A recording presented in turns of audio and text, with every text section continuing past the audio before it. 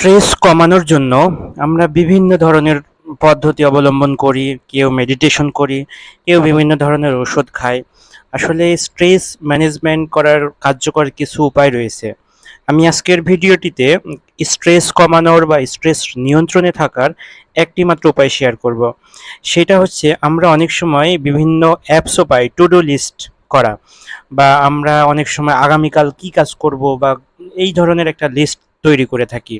অর্থাৎ আমি ভবিষ্যৎ পরিকল্পনা তৈরি করি।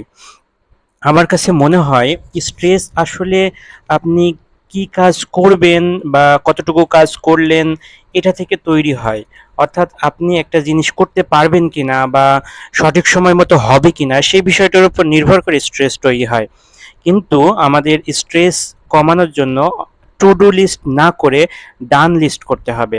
বিষয়টা হচ্ছে এরকম, আপনি প্রতিদিনের যেই নেটওয়ার্ক মানে রুটিন ওয়ার্ক থাকে সেই রুটিন ওয়ার্কগুলোই করেন, কিন্তু আপনি একটা লিস্ট তৈরি করেন যেই লিস্টটা আপনি কাজগুলো করে ফেলেছেন। আমাদের মস্তিষ্কে ডোপামিন নামক এক ধরনের হরমোন নিঃসরণ হয়, যেটা আমাদের মানসিক চাপ তৈরি করতে পারে বা মানসিক চাপ রিলিজ করতে পারে। তো এই ধরনের হরমোনকে নিয়ন্ত্রণে রাখে। আপনি অনেক সময় দেখা যাবে আমরা দীর্ঘ সময় যদি রাত জাগি বা রাত্রের ১২টা ১টা ২টার সময় ঘুমাই, সেই ক্ষেত্রে আমাদের মস্তিষ্কে এক ধরনের যেই রাত্রের ঘুমানোর হরমোন নিঃসরণ হয়, সেটা হরমোনটা নিঃসরণে বাধাগ্রস্ত হয়। আর এই হরমোন নিঃসরণে বাধাগ্রস্ত হওয়ার কারণে আমাদের দেখা যায় পরের দিনে অনেক মানে শারীরিক সমস্যা তৈরি হয় বা স্ট্রেসে থাকতে হয়। তো স্ট্রেস কমানোর জন্য আমাদের পরিপূর্ণ ঘুমের পাশাপাশি আমি যেই একটি লিস্ট করলাম, আপনি প্রতিদিন কি কাজগুলো করেছেন বা সফলভাবে করেছেন সেই কাজগুলো লিস্ট একটি তৈরি করেন, অর্থাৎ ডান লিস্ট তৈরি করা।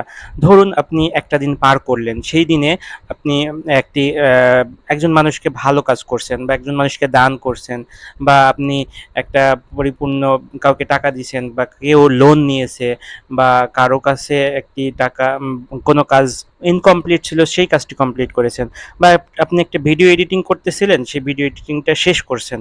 তো এই ধরনের একটা লিস্ট তৈরি করুন, দেখবেন স্ট্রেসের পরিমাণটা কমে যাবে বা স্ট্রেস ম্যানেজমেন্টের একটি কার্যকর উপায় হবে। আমাদের ছোট ছোট কাজগুলো আমরা আসলে আমাদের সমস্যা যেটা হয়, ইংরেজিতে একটি প্রবাদ আছে, stress does not come from doing too much, it comes from not finishing what you started. অর্থাৎ স্ট্রেস আপনি অনেক বেশি কাজ করার মাধ্যমে আসে না। স্ট্রেস আসে মূলত আপনি একটি কাজ যদি ইনকমপ্লিট রাখেন বা আপনি একটি কাজ করতেছেন এই কাজটি কমপ্লিট হবে কিনা সেই চিন্তা করেন, সেই চিন্তা থেকেই সাধারণত স্ট্রেস আসে। তো এই স্ট্রেসগুলো কমানোর জন্য আমাদের অবশ্যই নিজেদেরকে সচেতন হতে হবে।